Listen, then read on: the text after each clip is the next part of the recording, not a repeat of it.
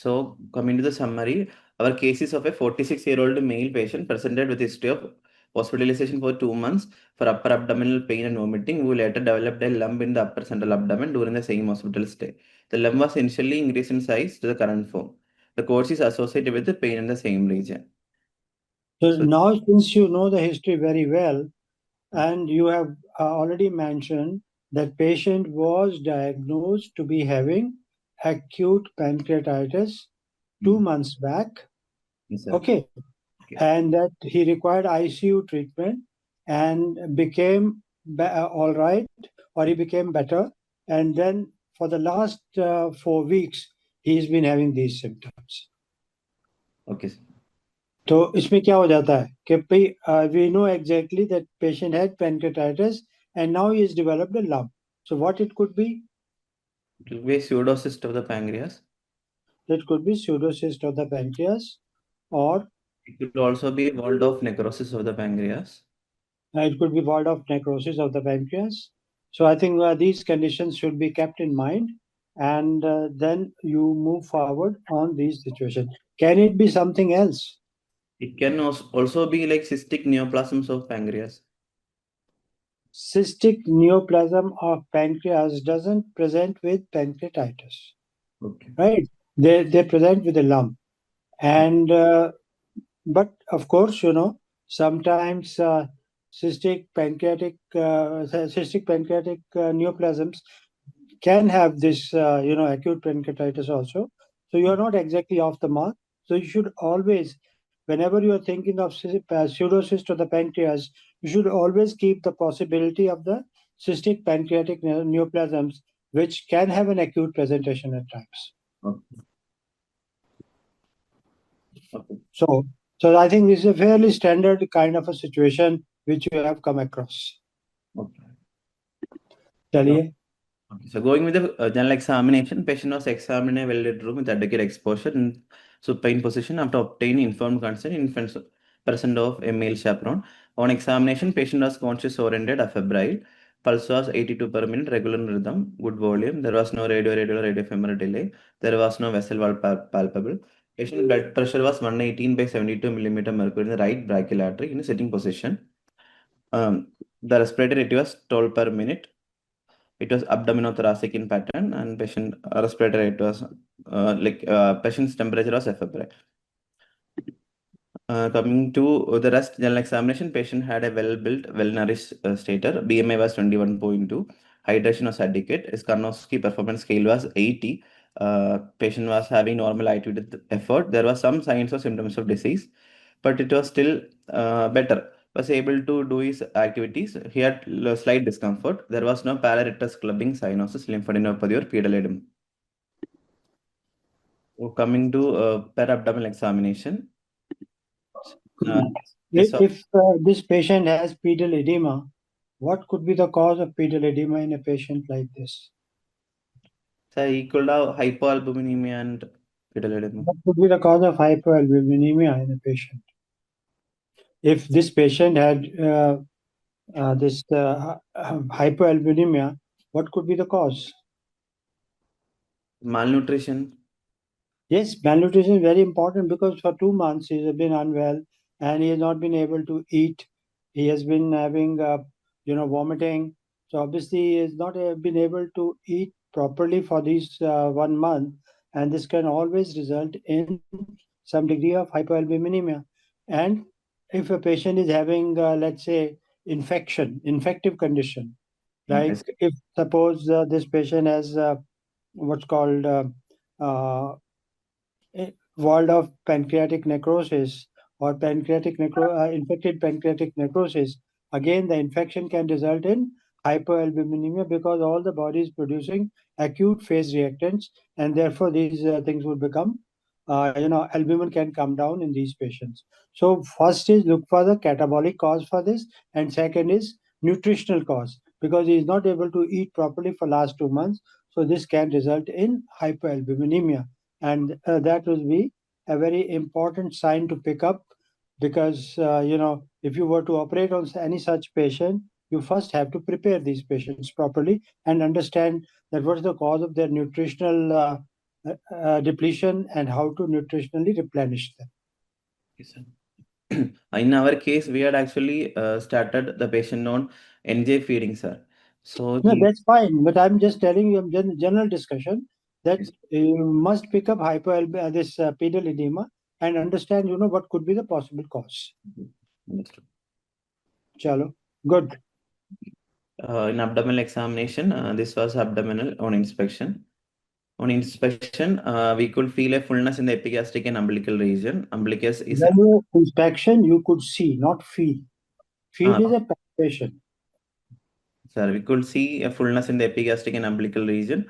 The umbilicus is centrally placed and inverted. Corresponding quadrants, all four, move proportionally with respiration. Visible What is moving with respiration?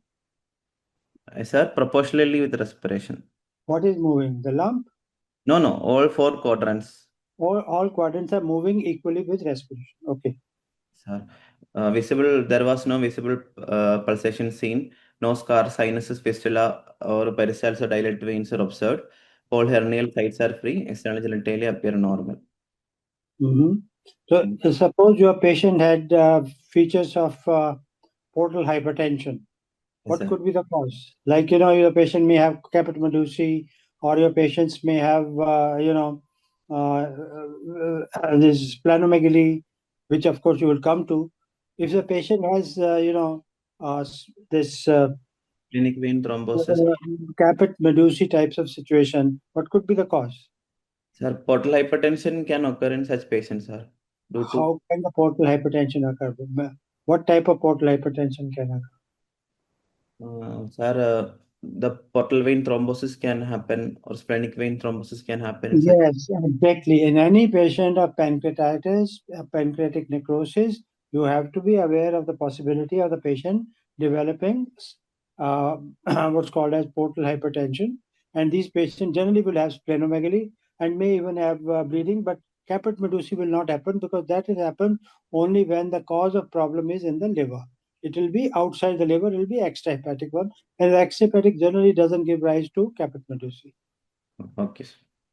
So you should understand, why we are looking for what we are looking. Okay, sir. Understood. Chalo. On palpation, all the findings noted on the inspection were confirmed. There was no localized temperature or tenderness felt on palpation. So we could feel a single intra-abdominal swelling measuring in 9 to 8 centimeter, occupying the epigastric and umbilical region. So superior margin was 2 centimeter from the sternum. Inferior margin was extending up to the umbilicus. Lateral extent was 1 centimeter medial to the midclavicular line bilaterally. The lump was firm in consistency. It was smooth surfaced. It was immobile and doesn't move with respiration. Mm-hmm.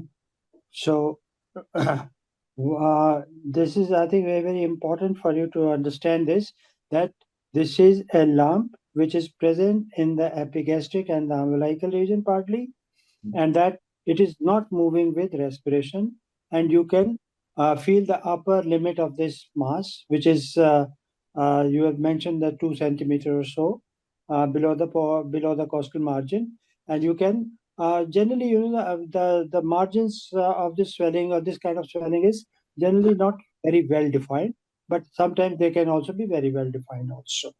So that is, I think, important that we have a swelling in the epigastrium which is not moving with respiration. Okay, and which is having no mobility in the lateral dimension or lateral directions. Okay, sir. So, what are the various lumps which can be present in this area?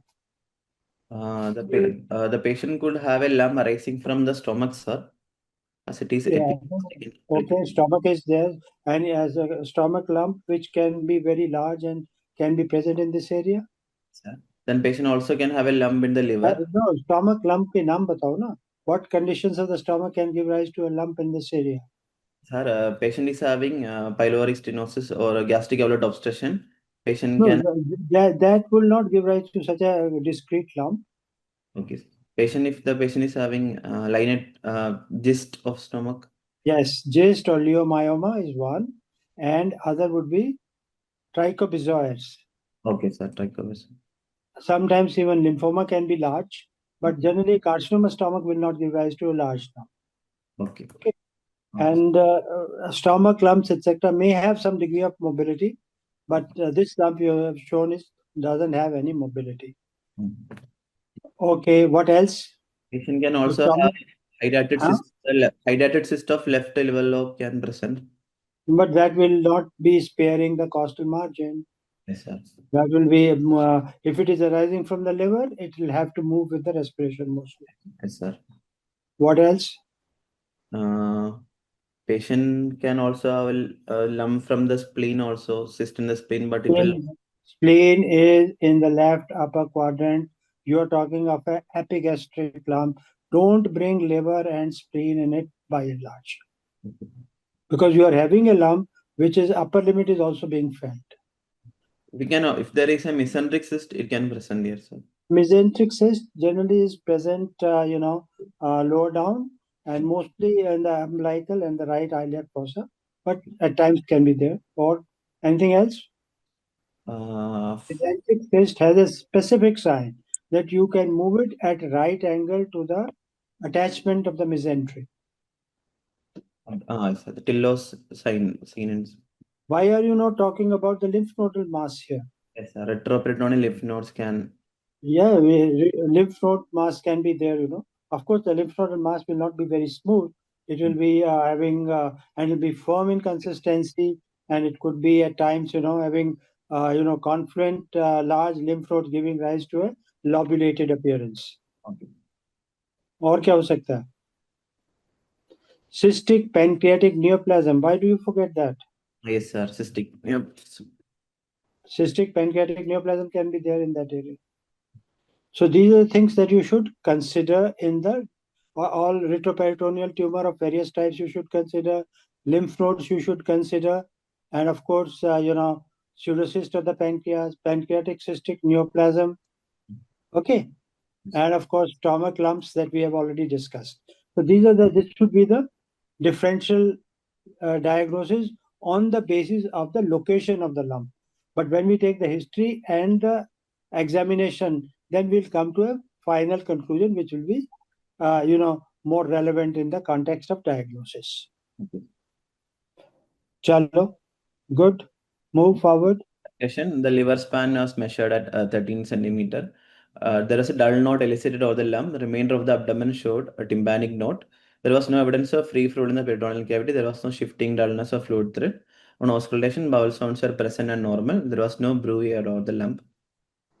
Now, there is a question which has been asked by Dr. Karthik. It says that can we keep umbilical hernia or epigastric hernia?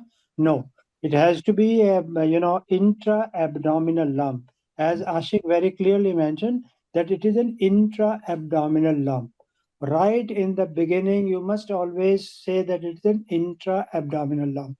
And when do you say that it is an intra-abdominal lump, Ashik? When the lump is inside. When do you say it's intra-abdominal lump? There is no cuff impulse present, sir. No. It is very basic. Is Tanushri there? Yes, this Divya has written, right? Leg raising test. You do the leg raising test and the lump becomes imperceptible or less palpable. Yes, sir. Any lump, which is present in the parietes becomes more palpable or remains palpable, and any lump which is present in front of the parietes or superficial to the parietes becomes more palpable. So I think this is. I thought that you would know it. I'm glad that this question was asked. Intra-abdominal, you decide on the basis of leg raising test, and if the leg raising test, what happens to the palpability of the lump? If the lump becomes less palpable or becomes non-palpable at all, that would be intra-abdominal. If the lump becomes remains palpable, it is just a second. Yeah.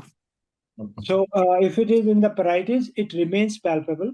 But if it is in the front of the parietes, that means in the subcutaneous tissues, it will become more prominent and more pronounced.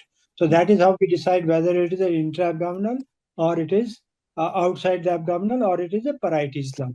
And generally speaking, hernia lumps will become more prominent when you ask the patient to raise the lump, because the part of the hernia is in the subcutaneous, in the space, in front of the in front of the parietis. So, and more contents may also come in because the intra-abdominal pressure rises. And the history will be also very clear, that initially the lump was reducible and now it has become irreducible. So never keep that kind of a diagnosis in the differential diagnosis, and know very clearly how to differentiate between intra-abdominal lump and the parietal lump, or the lump in the subcutaneous region. I think it should be very clear, Karthik. Chalo, move on. Yes. So coming to systemic examination, the examined cardiovascular, central nervous system, respiratory and musculoskeletal systems were within normal limits. On a digital rectal examination, the findings are normal. There was no significant positive finding.